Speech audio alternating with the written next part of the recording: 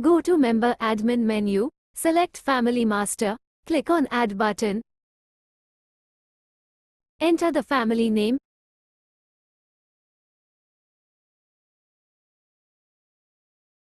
Click on Save. Click on Search. You can create unlimited family member.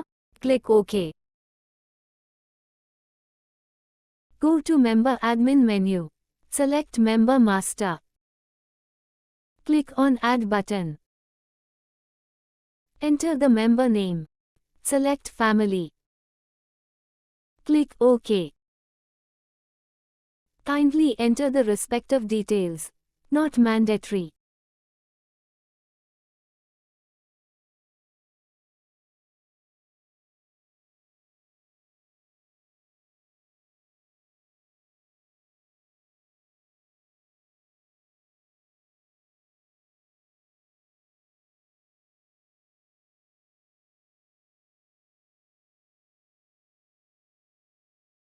Click on Save.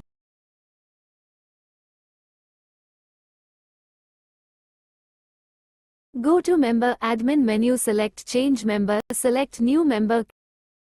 Click on Start Work. Go to Member Admin menu, select Change Financial Year, select the member, select the year.